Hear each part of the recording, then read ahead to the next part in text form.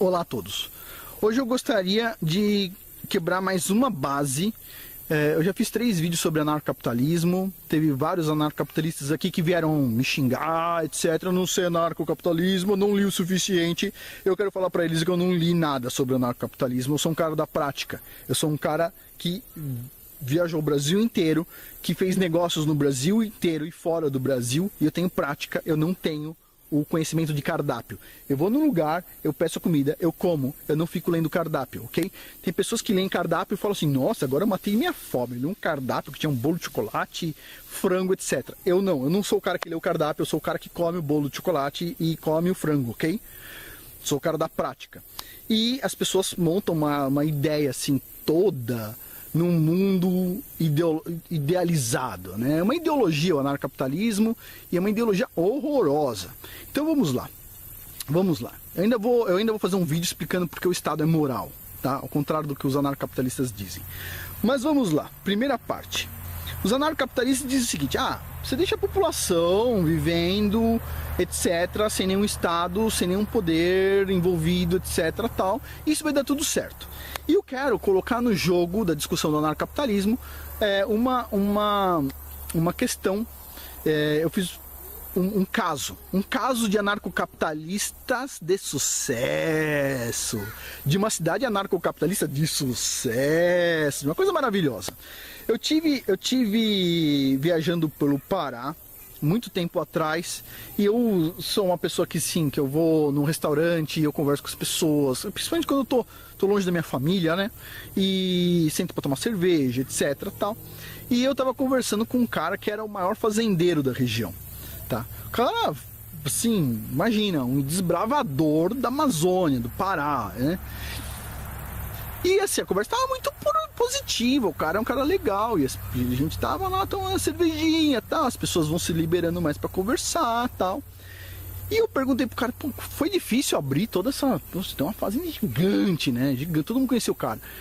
Como é que o senhor fez tudo isso, né? No meio dessas árvores enormes que tem por aí e tudo mais. Aí ele falou, eu não fiz sozinho. Na verdade, a gente fez em 4 famílias. A minha família e mais 3 famílias. E tava falando. Então eles foram para lá em 3 famílias. 4 famílias, ele mais 3. E assim, cada um selecionou uma área. Eles resolveram trabalhar num núcleo, expandir cada um para um lado, tá? Abrindo uma área enorme, ok? Eles estavam abrindo uma área enorme e foi interessante. Porque foi o seguinte, eles abriram uma área enorme, eles mandavam aviões, tá? Para a região onde eles mandavam gasolina, eles conseguiram abrir uma pista de avião para pousar, eles conseguiram levar a família deles, conseguiram montar casa, começaram não sei o que tal, começaram a aumentar o número de funcionários e tudo mais, abriram uma área gigante, assim, no meio da Amazônia. Essas coisas que a gente vê no Globo Repórter e a gente não gosta. Mas era interessante o assunto. E eu falei, puxa, e essas outras 3 famílias estão aqui ainda? Ele falou, essas 3 famílias não estão mais aqui. Eu falei, desistiram do projeto? Como é que foi? E ele falou assim, foi assim, ó, a gente estava aqui no meio do mato, tal, a gente fez esse investimento conjunto, ficou 4 fazendas enormes.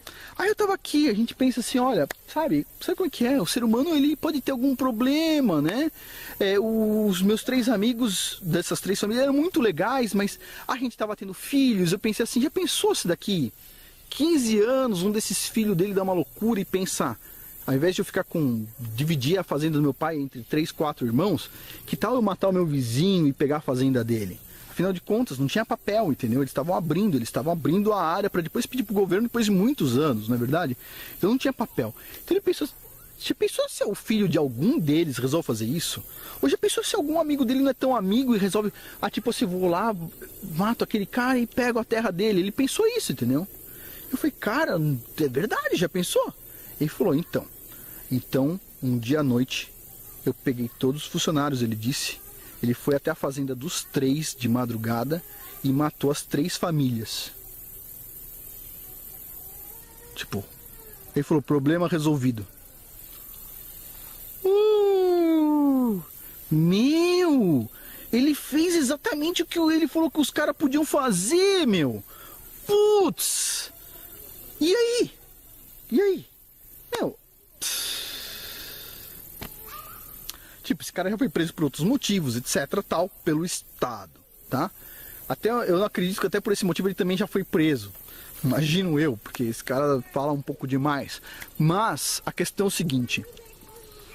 Imagina, e nesse caso, como é que funciona o narcocapitalismo? Funciona? Hã? Vamos lá, narcocapitalistas. Vocês são pessoas que têm muita experiência, leram muitos livros. Me expliquem que livro a gente resolveria esse caso. Hã? Que livro?